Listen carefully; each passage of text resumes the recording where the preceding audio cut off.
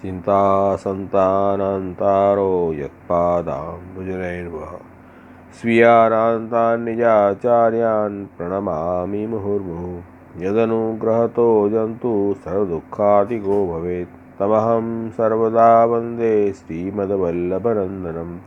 अज्ञानतिमिरान्धस्य ज्ञानाञ्जनशलाकया चक्षुरुन्मीलितं येन तस्मै श्रीगुरवे नमः। नमामि हृदये शेषे लीलाक्षीराब्धिशायिनं लक्ष्मीसहस्रलीलाभिः सेव्यमानं कलानिधिं। चतुर्भिश्च त्रिभिस्तथा षड्भिर्विराजते योऽसौ पंचदा हृदये मम।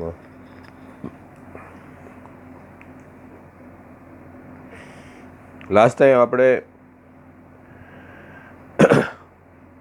ગોપિકાઓ દ્વારા જે પ્રણય ગીતનું વર્ણન થયું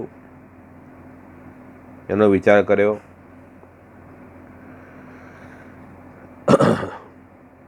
गोपिकाओं का ये प्रणय गीत जो है वो प्रभु के प्रश्नों के उत्तर के रूप में था और भगवान ने जो परीक्षा की गोपिकाओं की, उस परीक्षाओं में इस प्रणय गीत के द्वारा गोपिकाएं उत्तीर्ण हुई।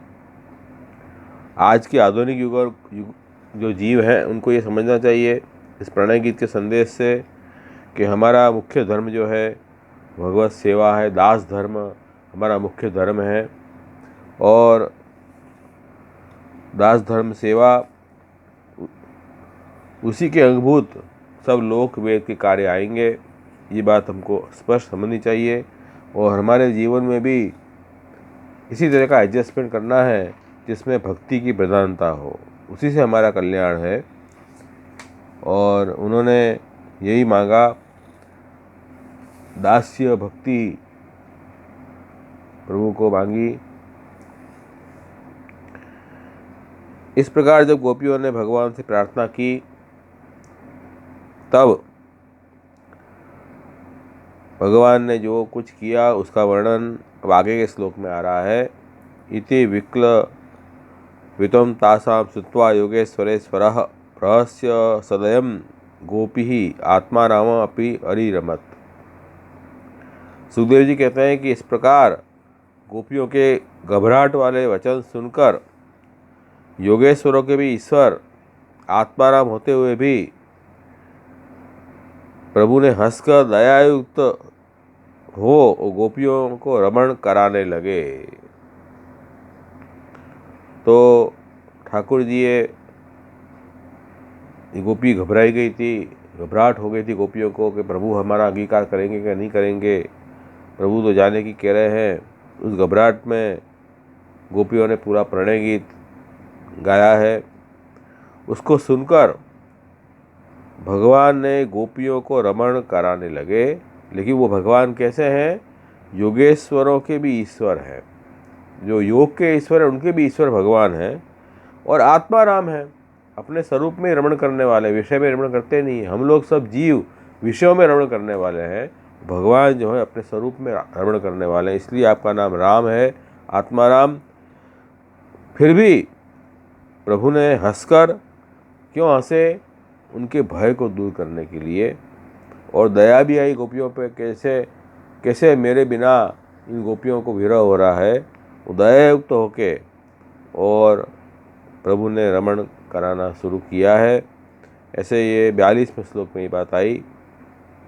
श्री महाप्रभु जी कारिका में आज्ञा करते हैं, षड्गुण ऐश्वर्य भावे न सोढ़ा रे में हरि स्वयं स्वरूपेणापि श्रृंगारो द्विविधोपि निरूपित सामान्य रमणम पूर्वम विशेषे मेलिनं पुरा बाह्येन रमणं पश्चात अंतरं च ततः परं ततो नाना विलासेन जातकेलि बिभेदत विप्रलंबस्य सिद्ध्यर्थं तासां मानुमुदीर्यते तिरोभाव तस्यापि नायं लौकिका मुकः।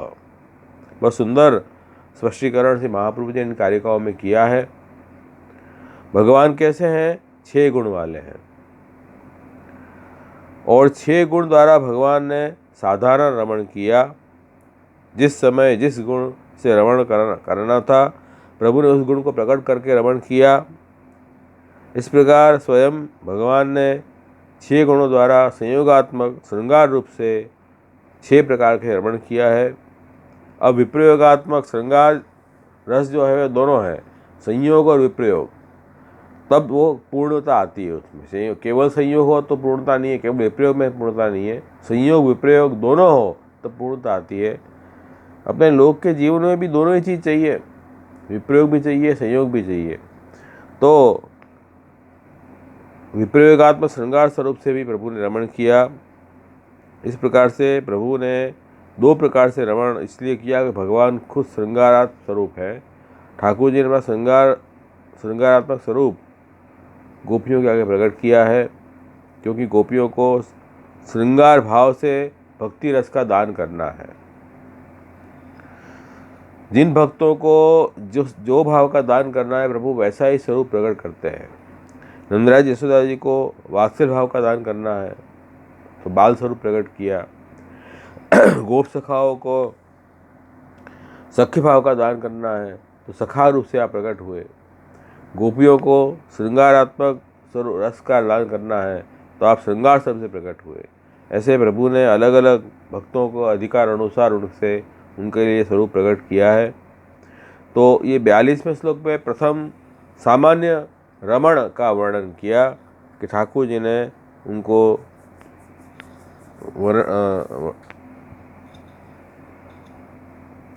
आत्माराम होते हुए भी प्रभु ने रमण किया है। तो भगवान जो है कृष्ण कैसे हैं, सनकादि योगियों और शिव वगैरह भगवान की योगेश्वरों के भी ईश्वर हैं। जब उन्होंने गोपियों की व्यथा और व्याकुलता से भरी वाणी सुनी तब उनका हृदय दया से भर गया। वे वैसे तो आत्माराम हैं, अपने आप में रमण करते हैं, भगवान को अपने से अतिरिक्त किसी वस्तु की अपेक्षा नहीं है, फिर भी उन्होंने हंसकर उनके साथ क्रीड़ा प्रारंभ की। ये बात यहाँ 42वें श्लोक में आई है। अब विशेष रमण जो है वो आगे के श्लोक में आएगा। 42वें श्लोक में केवल सामान्य रमण है। विशेष रमण 2 प्रकार का है, बाह्य और आंतर। तो 43वें श्लोक में गोपियों का भगवान से मिलन हुआ, जिसका वर्णन है कि भगवान श्री कृष्ण ने अपने अलग अलग भाव भंगी और चेष्टाओं से गोपियों के अनुकूल कर दी, और फिर भी वे अपने स्वरूप में अच्युत भगवान ज्यों के त्यों रहे, स्थित रहे, क्योंकि आप अच्युत हैं। जब वे खुलकर हंसते प्रभु तब उनकी उज्ज्वल दांत कुंद कली के समान जान पड़ते थे। उनकी प्रेम भरी चितवन से, उनके दर्शन के आनंद से गोपियों का मुखकमल प्रफुल्लित हो गया। वे चारों ओर से घेर कर खड़ी हो गई। उस समय भगवान कृष्ण की ऐसी शोभा हुई मानो अपनी पत्नी तारिकाओं से घिरे हुए चंद्रमा क्यों न हो। तो ये यहाँ 43वें श्लोक में गोपियों का भगवान से मिलन हुआ, उसका वर्णन है। उसके बाद 44वें श्लोक में भगवान ने बाह्य रमण किया है, उसका वर्णन है। गोपियों के 100 यूथों के स्वामी भगवान श्री कृष्ण वैजयंती माला पहने वृंदावन को शोभायमान करते हुए विचरण करने लगे। कभी गोपियाँ श्री कृष्ण की गुण लीलाओं का गान करती, कभी श्री कृष्ण गोपियों के प्रेम और सौंदर्य के गीत गाने लगते। इस तरह से ये बाह्य रमण का वर्णन है। ये सब रमण ठाकुर जी ने गोपियों में काम भाव को जागरूक करने के लिए किया। बाह्य रमण के बाद 45वें श्लोक में अंतर रमण का वर्णन है। भगवान कृष्ण ने अपने गोपियों के साथ यमुना जी के पावन पुलिन पर, जो बालू से जगमा रहा था, अपने वहाँ पधारे। यमुना जी की तरल तरंगों से स्पर्श से, शीतल कुमुदनी की सहज सुगंध से सुवासित वायु के द्वारा वो सेवित हो रहा था। उस आनंदप्रद यमुना पुलिन पर भगवान ने गोपियों के साथ क्रीड़ा की। तो ये अंतरमण का भी वर्णन यहाँ आया। ठाकुर जी तो, गोपिकाएं भी ठाकुर जी के ही स्वरूप हैं। अपने स्वरूप में से ही प्रभु ने गोपिकाओं को प्रकट की है। प्रभु का यह अंतरमण भी यहाँ दिखाया। उसके बाद क्रीड़ा का वर्णन है। क्रीड़ा दो प्रकार की है, एक जिसमें काम क्रीड़ा नहीं होती, दूसरी जिसमें काम क्रीड़ा होती है। तो भगवान की जो क्रीड़ा है वो कैसी है? काम नहीं है, उधर लौकिक काम वहाँ नहीं है। उसका वर्णन 46वें श्लोक में किया है। भगवान ने अनेक विलासों से क्रीड़ाएं की, जिसका वर्णन 46वें श्लोक में किया। और 47वें श्लोक में सर्वव्यापक भगवान श्री कृष्ण ने जब इस प्रकार गोपियों को सम्मान किया, मतलब गोपियों के साथ क्रीड़ा की अलग अलग प्रकार से, तो गोपियों के मन में ऐसा भाव आया कि संसार की समस्त स्त्रियों में हम श्रेष्ठ हैं, हमारे समान और कोई नहीं है, ऐसे कुछ मान भाव वाली हो गई। ये 47वें श्लोक में आया। और 48वें श्लोक में भगवान तिरोहित हो जाते हैं, क्योंकि भगवान लौकिक पुरुष के समान कामी नहीं हैं। भगवान ने देखा कि अपने सुहाग का कुछ गर्व गोपियों को हो गया है और अब मान करने लगी है, तब वे उनका गर्व शांत करने के लिए, उनका मान दूर कर प्रसन्न करने के लिए वहाँ उनके बीच में ही अंतर्धान हो गए। तो यहाँ टिप्पणी जी में ये बात समझाई है कि देखो भगवान तिरोहित हो गए, क्यों? क्योंकि भगवान लौकिक पुरुषों के समान कामी नहीं है। यदि भगवान लौकिक पुरुषों के समान कामी होते तो लौकिक पुरुषों के समान अपने झूठे और प्यारे वचनों से उनका मान छुड़ाते। गोपियों का मान छुड़ाया नहीं है। ऐसा नहीं कि आप छिप गए।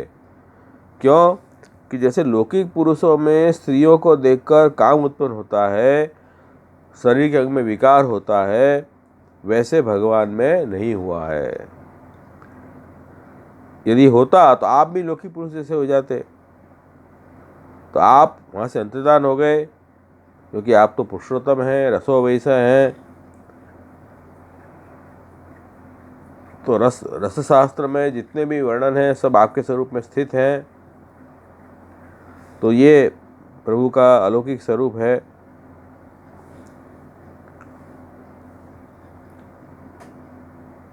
अब ठाकुर जी ने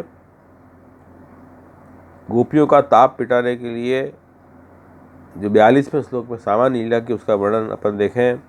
गोपिकाएं घबराहट वाले हो गई थी और दीन साते वचन उन्होंने प्रभु के आगे वर्णन किए। उसको सुनकर ठाकुर जी हंसे और रमण करने लगे। तो प्रभु ने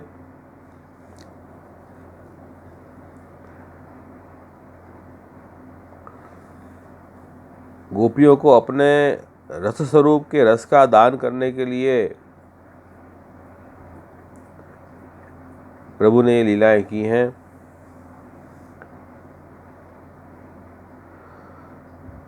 प्रभु लौकिक पुरुष जैसे कामी नहीं है। अपनी काम की तृप्ति के लिए प्रभु ने ये क्रीड़ा नहीं की है, किंतु गोपियों को जो काम जगा था उसकी शांति के लिए प्रभु ने ये लीलाएं क्रीड़ा की हैं। इसलिए ये अलग प्रकार की क्रीड़ा है, जो कह रहे हैं। क्रिया सर्वापि सैवात्र परम कामो न विद्यते, तासाम कामस्य संपूर्ति निष्कामेन इति तास्तथा, कामेन पूरित काम संसारम जनये स्फुटः, काम अभावेन पूर्णस्तु निष्काम स्यात् न संशय, अतो न कापि मर्यादा भग्ना मोक्ष फलापि च। अतः एतत्सुतो लोको निष्काम सर्वथा भवेत्, भगवच्चरितं सर्वं यतो निष्काम वीर्यते, अतः कामस्य नोद्बोध ततः सुखो वच स्फुटम। अब इन कारिकाओं में श्री महाप्रभु जी ने ये बात समझाई है कि रासलीला में जो कोई भी प्रकार का लौकिक काम नहीं है, ये यहाँ समझा रहे हैं।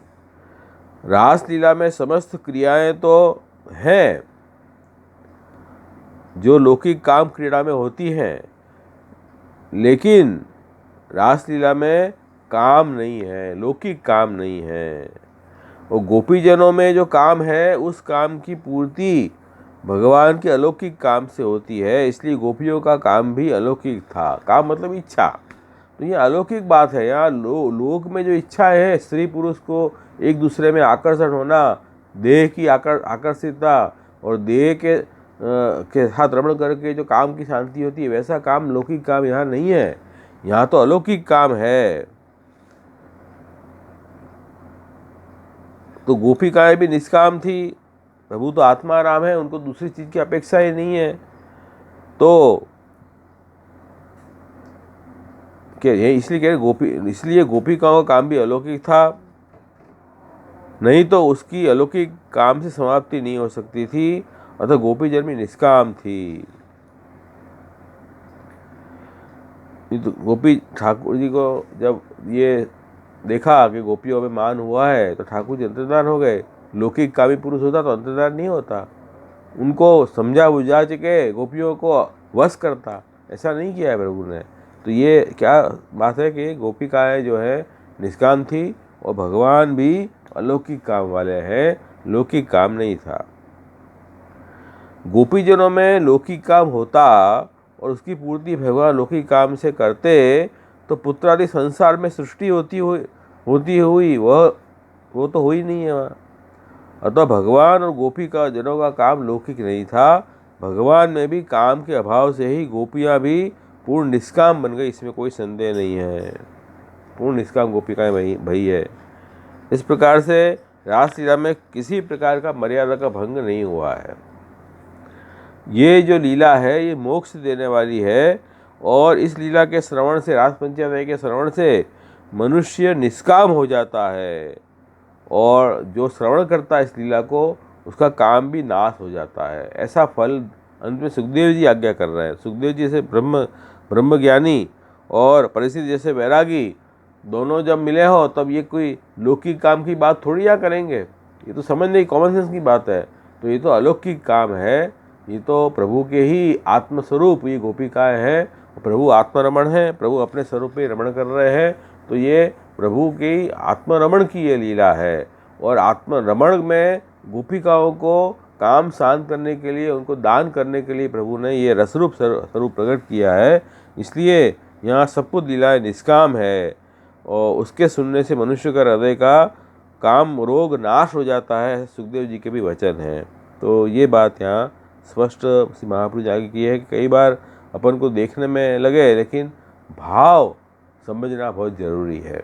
देखने में बाह्य क्रियाएं ऐसी लगे लोग जैसी, लेकिन वास्तव में ऐसा नहीं है। जैसे एक सामान्य एग्जाम्पल बताऊं कि एक डॉक्टर है, वो ऑपरेशन करेगा तो वो भी उसके हथियारों से चीरेगा, पेट चीरेगा, और एक कोई हिंसा और अहित करने के लिए कोई होगा व्यक्ति, द्वेषी व्यक्ति, वो भी पेट चीर सकता है। दोनों के पेट चीरने में बहुत फर्क है। एक जो पेट चीर रहा है वो उसको ठीक करने के लिए है, और एक जो है उसको मारने के लिए पेट चीर रहा है। तो भाव में बहुत बड़ा फर्क है। तो बाहर की क्रियाएं तो एक समान दिखती है, लेकिन अंदर का भाव बहुत अलग है, ये बात समझो। तो कई बार हम धोखा खा जाते हैं, अरे ये तो बाहर की क्रियाएं तो समान है, लेकिन जैसे भक्त की जो जीवन शैली है उसमें भी यही दिखेगा कि वो निद्रा ले रहा है, वो सुबह उठ रहा है, वो काम धंधा कर रहा है, भोजन कर रहा है, लेकिन उसका दृष्टिकोण अलग है। वो भक्ति के अंग रूप से ये सब कार्य कर रहा है। जबकि लौकिक व्यक्ति जो होगा, प्रभावी जीव, वो अपने स्वार्थ की पूर्ति के लिए सब काम करेगा। जैसे कौरवों ने भी युद्ध किया, पांडवों ने भी युद्ध किया, लेकिन दोनों की दृष्टि अलग थी, दोनों के भाव अलग थे। पांडवों ने भगवान आज्ञा और भगवान सेवा मान के युद्ध किया है, लोक कल्याण के लिए युद्ध किया है, और कौरवों ने स्वार्थ के लिए युद्ध किया है। तो इसमें अंतर है दोनों में। ऐसे यहाँ सब क्रीड़ा तो सब वही दिखाई दे रही है, लेकिन वहाँ काम नहीं है। ऐसा श्री महाप्रभु जी स्पष्ट आज्ञा कर रहे हैं। क्रिया सर्वापि सा एव अत्र परम काम न विद्यते।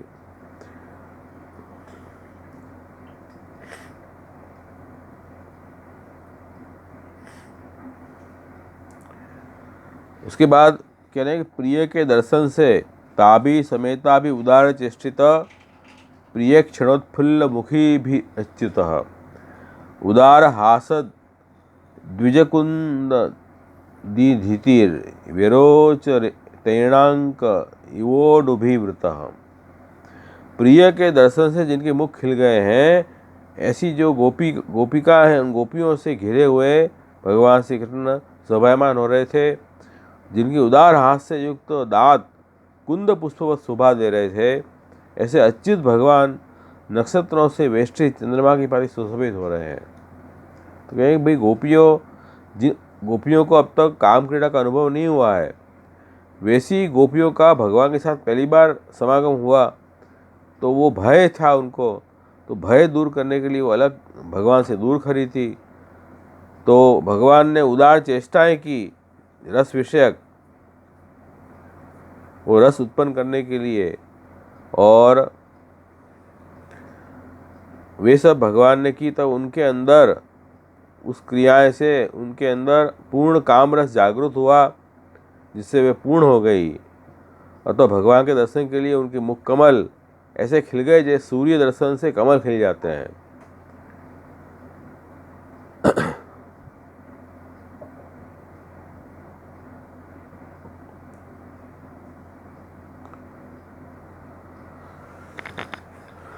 तो यह भगवान जो हैं वो अच्युत भगवान हैं।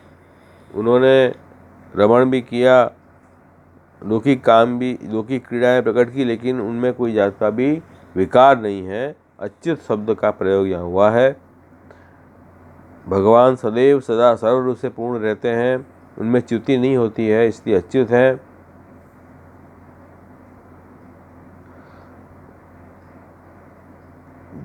वो भगवान का हास्य उदार है, जिसका भाव ये बताया है कि भाई आपके हास्य से गोपियों से भी रस की समाप्ति नहीं होगी, वे भी पूर्ण काम बनी रहेगी। अब यहाँ भगवान के हास्ययुक्त कुंद के समान अपने दांत खोलकर उनकी किरणों से गोपियों में मोह उत्पन्न कर अपने में दृढ़ स्नेह इसलिए कराया कि भगवान के संपर्क होने से, भगवान का महात्म्य देखकर भगवान से गोपियों को भय न हो जाए। अगर भय हुआ तो रसाभास हो जाएगा। तो ये बात यहाँ कह रहे हैं। इसलिए ठाकुर जी ने अपने उदार हास प्रकट किया, जिससे वो दांत को जब कुंद पुष्प से कहा है कि वो दांत को द्विज जो है ना, द्विज में 2 बार जन्म हो वो द्विज होता है। तो दांत को भी द्विज कहते हैं, क्योंकि दांत 2 बार आते हैं मनुष्य के शरीर में। तो द्विज इसलिए कहा कि वो गोपियों में स्नेह उत्पन्न कराने वाले उदार हाथ से प्रभु का। और अब ठाकुर जी ने उनको स्नेह 2 प्रकार का है, निरुपाधिक स्नेह और सोपाधिक स्नेह। तो 2 प्रकार का स्नेह है। तो अब ये श्रृंगार रस का दान करने के लिए ठाकुर जी ने प्रारंभ में उनको, वैसे निरुपाधिक स्नेह था, प्रणय गीत में देखा हमने, फिर भी प्रभु ने उनको ये अपने हास्य से सोपाधिक स्नेह उत्पन्न किया है, जिससे वो उनको वो श्रृंगार रस का दान प्रभु कर सकें। ये बात यहाँ आगे कर रहे हैं।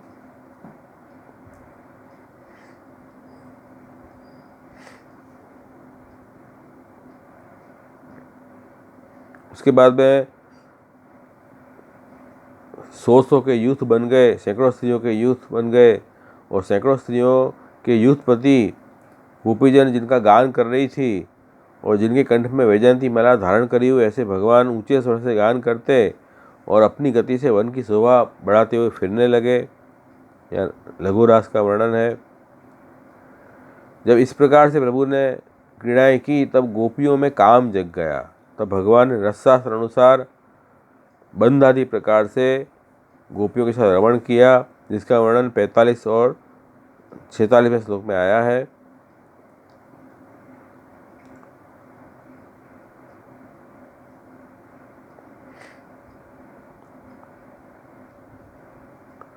इस प्रकार संयोग श्रृंगार रस की सिद्धि के बाद अब विप्रयोग का दान भी करना है, इसलिए ठाकुर जी ने उन गोपियों में अहंकार उत्पन्न किया, जिसका वर्णन 47वें श्लोक में आया। इस प्रकार भगवान श्री कृष्ण से गोपियों ने अपने मनोरथ पूर्ण किए, जिससे उनको अहंकार हुआ कि हम पृथ्वी पर जो स्त्रियां हैं उन सबसे अधिक उत्तम हैं। इस प्रकार का उनको ज्ञान हुआ।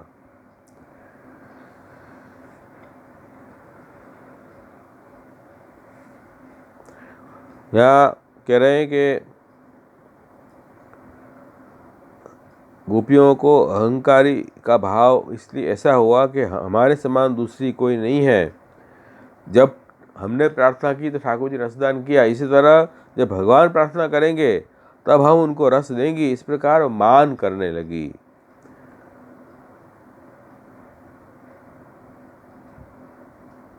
ये मान से उनमें वो अहंकार हुआ।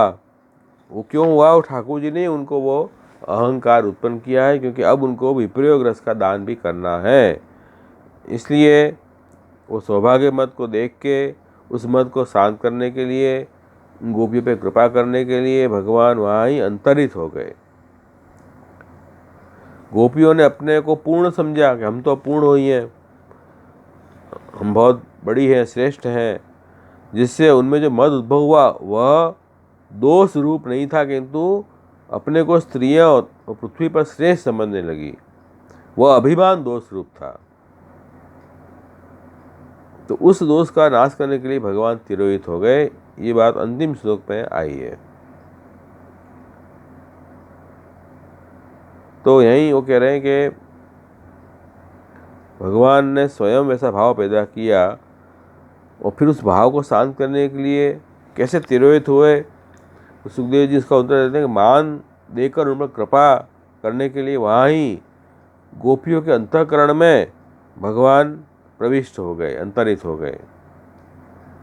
अभिमान का तो नाश करना ही चाहिए, क्योंकि रवण में प्रतिबंधक है अभिमान तो, और मान आंतर धर्म है अभिमान। तो वह भगवान बाहर से अंतर्धान होकर अंतःकरण में प्रविष्ट हो गए, जिससे वो मान दूर हो। भगवान सर्वसमर्थ हैं, सशक्त हैं। जो असक्त होते हैं, दुर्बल, वो क्या करते हैं? बाहर से ही मान को मर्दन करने का प्रयत्न करते हैं। लेकिन भगवान तो सर्वसामर्थ्य सशक्त हैं, तो अंतःकरण में प्रविष्ट होकर और उनका मान मर्दन करने के लिए भगवान उनके हृदय में प्रवेश कर गए, उन पर कृपा की, और इस प्रकार भगवान ने अपने धर्म को प्रकट किया। तो फिर एक प्रश्न ये हुआ कि भाई भगवान ने गोपियों के अभिमान और मान की उपेक्षा क्यों नहीं की? भाई भले अभिमान हुआ। तो सुखदेव जी कह रहे हैं कि नहीं, भगवान का नाम यहाँ केशव है। केशव का मतलब क्या कि भाई क और ईश और व। क मतलब ब्रह्मा जी, ईश मतलब शिव जी, उनको भी अमृत का दान करने वाले, मोक्ष देने वाले केशव भगवान हैं। तो भगवान ने जैसा ब्रह्मा के रजोगुण को मिटाकर उनको मुक्ति दी, शंकर के तमोगुण को नाश करके उनको मुक्ति दी, वैसे ही इनका भी मदादि मिटाकर मुक्ति दान देने के लिए आप तिरोहित हुए हैं। अतः ठाकुर जी ने उनके मान की, अभिमान की उपेक्षा नहीं की है। और भगवान का यह तिरुभाव कौन सा है? कायिक तिरुभाव है। ठाकुर जी ने अपने स्त्रियों को छिपा लिया, क्योंकि अभी गोपिकाएं का तामस भाव है प्रभु में, और उनको विरह का अनुभव करवाना है प्रभु को। विरह का अनुभव के लिए काया के तिरोधान से ही संभव है। इसलिए प्रभु बाहर से तिरोहित होकर गोपियों के अंतःकरण में रस रूप से स्थित हो गए। ऐसी बात यहाँ आई। ये अलौकिक लीला है प्रभु की।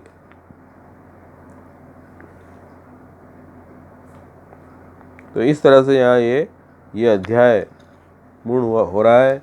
अब अपन इसके नाम देखें त्रिविध नामावली में।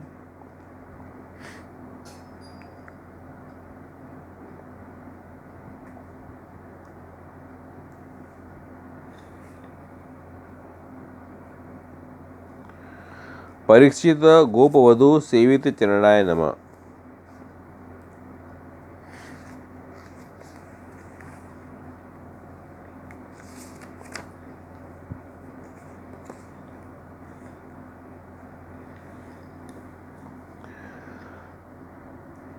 परीक्षा के बाद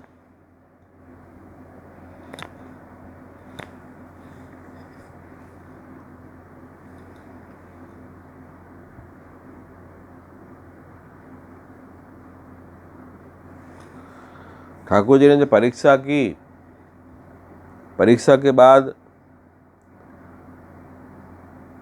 वो गोपियों को भी रास में मध्य में आप रहे, तो कह रहे परीक्षित गोपवधू सेवित चरणाय नमः, ये नाम है कि परीक्षा करे किए हुए जो गोपिकाएं हैं, वो गोपिकाओं से जिनके चरण का सेवन होता है, ऐसे श्री भगवान श्री कृष्ण। परिचिता या गोपवध्वा ताबी सेवित चरणाविंदम यस्य। तो ठाकुर जी कैसे हैं कि उन ठाकुर जी की चरण रूपी सेवा, दास धर्म किसको प्राप्त हुआ? जिनकी परीक्षा भगवान ने कर ली है, जिन गोपिकाओं की परीक्षा भगवान ने कर ली है, वो गोपिकाएं के द्वारा प्रभु के चरणाविंद सेवित हैं, ऐसे ठाकुर जी। तो पुरुष भूषणम देहि दास्य इति उक्तत्वात् तद उपयोगी सेवाम कृतवत्यः। तो यहाँ वही बताया कि भाई ठाकुर जी से दास भाव की प्रार्थना की गोपिकाओं ने कि पुरुषों में भूषण रूप जो पुरुषोत्तम अपना दासपना प्रदान करे, यही गोपिकाओं ने मांगा है। इस श्लोक के अनुसार दासत्व की मांगना की, बस उनकी सेवा करने लगी। उसके बाद जो बात आई कि उन गोपी जनों से भगवान घिर गए, जैसे नक्षत्रों में चंद्रमा शोभायमान होता है, इस तरह। तो ये सेवा का प्रकार दिखाया। अथवा फिर बता रहे हैं कि चारों बाजुओं से ईक्षण करते गोपीजनों द्वारा जिनके चरणाविंद का सेवन होता है। तो अब ये दूसरा अर्थ परीक्षित का अलग है, पर मतलब चारों बाजू से ईक्ष मतलब देखना। परित इक्षिता या गोपवध्वा, चारों बाजुओं से ईक्षण देखते हुए गोपीजनों के द्वारा जिनके चरणाविंद का सेवन होता है, ऐसे भगवान श्री कृष्ण। तो कह रहे हैं कि इस तरह परीक्षा करके फिर प्रभु ने हास्य प्रकट किया उनको देख के। ये हास्य अत्यंत उत्कृष्ट, अति उत्तम हास्य किया।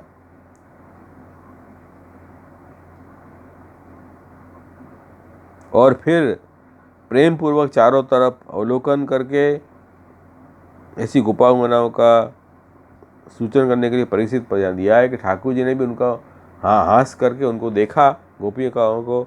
ऐसे ठाकुर जी के द्वारा अवलोकन किए हुए गोपिकाओं के द्वारा चरणाविंद के सेवन जिसका हुआ, ऐसे श्री कृष्ण, ये भी अर्थ यहाँ हुआ है।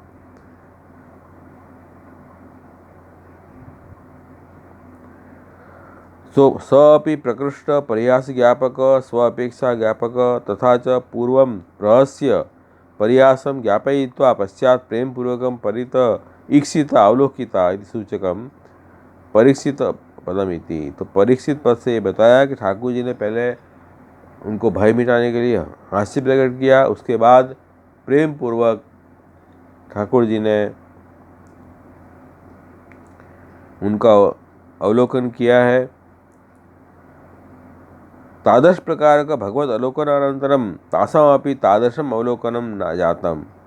ऐसे प्रकार से भगवान के द्वारा अवलोकन करने के बाद गोपिकाओं ने भी प्रभु को अवलोकन किया परस्पर। और परिक्ता इच्छा सज्जाता यासु ता परिचिता, ऐसे गोपीजन कि जिनका अवलोकन ठाकुर जी ने कर लिया है, ऐसे गोपीजन के द्वारा जिनके चरणाविंद की सेवा हो रही है, वे भगवान श्री कृष्ण को नमस्कार। और यहाँ ईक्षण जो शब्द है, देखा, ये मुख्य विलास है। उसके और भी विलास के जो अंग हैं वो भी इसमें ले लेने हैं, ऐसे यहाँ बता रहे हैं। अब ये ठाकुर जी की चरणामृत की सेवा उनको प्राप्त हुई। ठाकुर जी ने लघुरास उनसे किया। उसका नाम ये परीक्षित वधु गोप वधु सेवी चरणाय नमः, ये नाम उसका आया। अब जो आगे का नाम आएगा, मतलब ये तो रमण प्राप्त किया ये है। अब रमण प्राप्त करने के बाद में जो उनको मद और मान हुआ, और मद मान को छुड़ाने के लिए ठाकुर जी ने अपने मंद हास्य को प्रकट किया, जिससे उनका गर्व खंडन हुआ है। वैसा श्लोक अब आगे आ रहा है, ऐसा नाम आ रहा है, निज जन स्मय ध्वंसन स्मिताय नमः। निज जन मतलब गोपिकाएं, उनके जो स्मय मतलब गर्व, ध्वंसन मतलब खंडन करने वाला, स्मित मंदहास्य है जिनका, ऐसे श्री मदन मोहन प्रभु को नमस्कार। क्योंकि मदन को भी जो मोहन कर लें, मदन का भी जो मद दूर करें, ऐसे भगवान है। मदन मतलब काम का भी जो खंडन कर देवें, उनको काम को भी मोहित कर देवें, ऐसे श्री कृष्ण है। क्योंकि आप तो अलौकिक काम स्वरूप हैं, और ये कामदेव तो लौकिक काम वाला है, तो लौकिक काम तो प्रभु के सामने ठहर नहीं सकता है। तो ठाकुर जी ने उस लौकिक काम रूपी जो मदन है उसको भी अपने में मोहित कर लिया, ऐसे भगवान का स्वरूप है। इसलिए मदन मोहन बताया है। उन मदन मोहन स्वरूप ने क्या किया कि निज जन स्मय ध्वंसन स्मिताय नमः। निज जन गोपिकाएं, उनका जो स्मय है, गर्व, उनको अभी नाश करने वाले अपने स्मित से मंदहास्य कर दिया। जो कह रहे हैं कि प्रभु ने उदार हास्य युक्त, जो मुखारविंद झलक रहा था, पहले उदार हास्य किया, उसके बाद में प्रभु ने उसको मंद हास्य कर दिया, जिससे वो उनका गर्व नष्ट हुआ है। तो हास्य सहित उदार हास्य करने से ठाकुर जी के हास्य सहित दांत जो प्रभु के अंदर के दंतावली है उसके दर्शन हुए। अब ये उनको कुंद पुष्प से तुलना कर रहे हैं यहाँ ये श्लोक में। कुंद पुष्प क्या होता है? लाल होता है, होठ भी लाल होते हैं। पर हास्य, प्रभु ने हास्य किया तो हास्य की झलक से वो सफेद हो गए। होठ, दंतावली सफेद होती है ना, तो प्रभु हंसे तो दंतावली का प्रभाव होठ पे पड़ा तो वो भी सफेद हो गए। तो कुंद पुष्पपना भी दांतों से दर्शाया है। अब कह रहे हैं कि पहले तो निरुपाधिक स्नेह था गोपिकाओं में, फिर रसशास्त्र के अनुसार स्वरूपानंद का दान करने के लिए भगवान ने उनके अंदर उपाधि वाला काम, मतलब उपाधि का मतलब यहाँ कोई शर्त,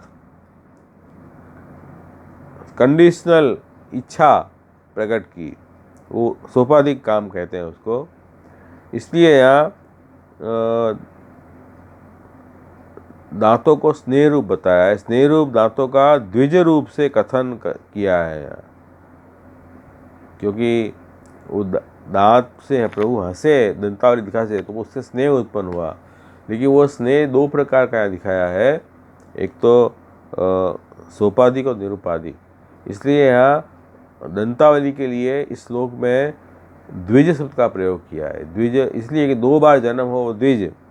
तो वही यहाँ कह रहे हैं कि अब निरुपाधिक स्नेह अगर होगा स्वामी जीवों में केवल, तो खंडित आदि भाव संभव नहीं होंगे। खंडित आदि मतलब ठाकुर जी चले जाएं छोड़ के, तो भाव खंडित हो जाए अपना प्रभु के लिए, कि ठाकुर जी ने रूठ जाए ठाकुर जी से, ऐसा समझो है, वो सब निरुपाधिक स्नेह में तो पॉसिबल नहीं है।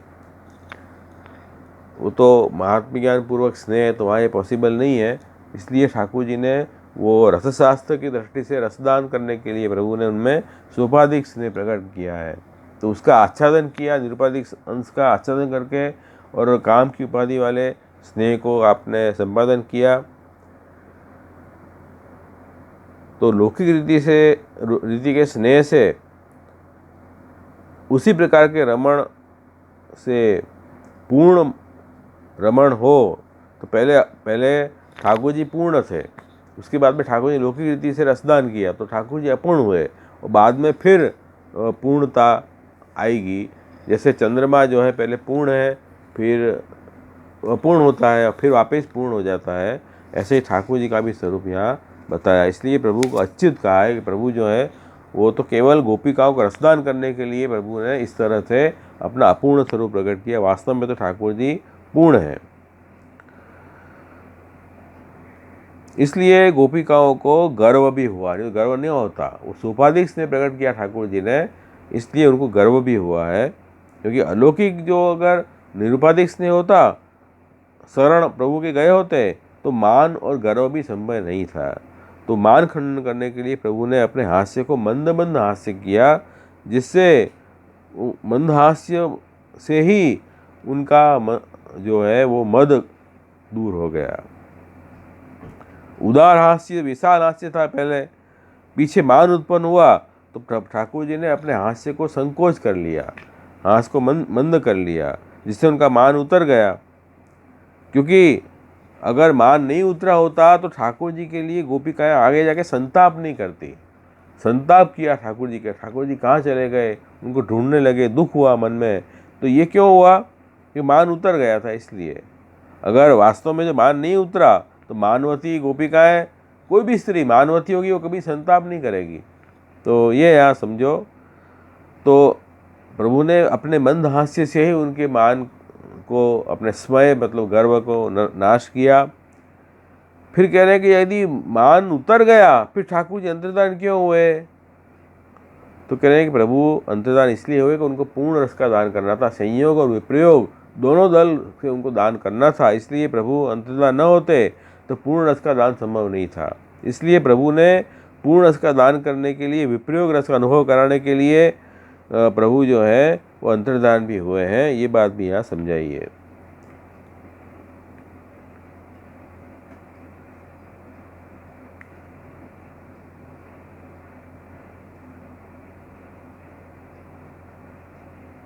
और अंतःकरण में प्रवेश ठाकुर जी ने अंतरहित, कहाँ अंतरहित हो गए, उनके अंतःकरण में ही प्रवेश हो गए। ठाकुर जी कहीं गए नहीं है, वहाँ बाहर से अप्रकट होकर उनके हृदय में प्रकट हो गए। क्योंकि ठाकुर जी उनके हृदय को शुद्ध करना चाह रहे थे, इसलिए ठाकुर जी उनके हृदय में प्रविष्ट हो गए। क्योंकि प्रभु तो सर्वसमर्थ सशक्त है, हमारे जैसे निर्बल लोग हैं वो क्या करेंगे, बाहर से ही उनका गर्व खंडन करने का प्रयत्न करेंगे। लेकिन ठाकुर जी तो उनके हृदय में विराज गए।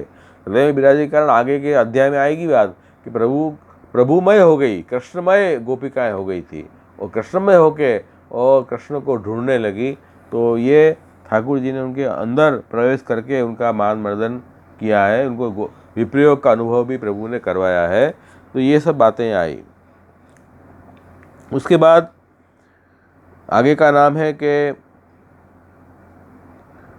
कायिक तिरुभावित गोपी पुंजाय नमः। मंद हास्य करने के बाद ठाकुर जी काया से तिरुभावित हो गए हैं। तो काया से तिरोहित हुए जो गोपीजन को जिनने विरह भाव वाला बनाया है, गोपी पुंजाय नमः, ऐसे ऐसे कृष्ण को नमस्कार। तो आप काया से अंतर्धान हो गए और गोपीजनों के अंतःकरण में प्रकट हुए, और इससे उनके हृदय में अत्यंत विरह का भाव प्रकट हुआ गोपीजनों में। तो कायिक तिरुभावित गोपी पुंजाय नमः, काया से तिरोहित हुए गोपीजनों को जिनने विरह भाव वाला बनाया है, ऐसे भगवान श्री कृष्ण को नमस्कार। तो अब उनको विप्रयोग का दान आगे के अध्याय में प्रभु देंगे, उसका वर्णन आगे के अध्याय में आएगा। तो ये भी नाम जो है इस तरह से है। तो ठाकुर जी अपने भक्तों को दोनों प्रकार का अनुभव करवाते हैं, संयोग और विप्रयोग। अपने वार्ता में भी ऐसा आता है कि आजीवन सेवा की वैष्णवों ने, फिर विप्रयोग का दान करने के लिए प्रभु ने कहा कि अब तुम्हारी देह छूटेगी तो तुम ठाकुर जी को गुरु घर पधराए आओ। ठाकुर जी गुरु घर पधराए, उसके बाद में सेवा का विप्रयोग का अनुभव वो जीव करते। ऐसे पूर्ण रस का दान प्रभु करते हैं। तो दोनों प्रकार से यहाँ दान किया है। तो गोपीजनों को भी ये प्रथम अध्याय में लघु रास का वर्णन है, और लघु रास में कैसे ठाकुर जी ने उनको संयोग और फिर विप्रयोग का दान करने के लिए अंतरित भी हुए और मान मर्दन भी किया, ये सब बातें यहाँ आई है। तो ये सब गूढ़ बातें हैं, इसको बड़े शांत चित्त से समझनी पड़ती है। तो इस तरह से ये 2 नाम यहाँ त्रैविध नामावली के हमने किए, और अवशिष्ट जो अध्याय बाकी रहा था, ये प्रथम रास पंचक का प्रथम अध्याय, वो भी हमने आज विराम किया, पूर्ण किया। तो समय भी हो गया है आज, तो आज यहीं अपन अपना सत्र रखेंगे। कोई प्रश्न हो वैष्णव ने तो अवश्य पूछ ही सको છો।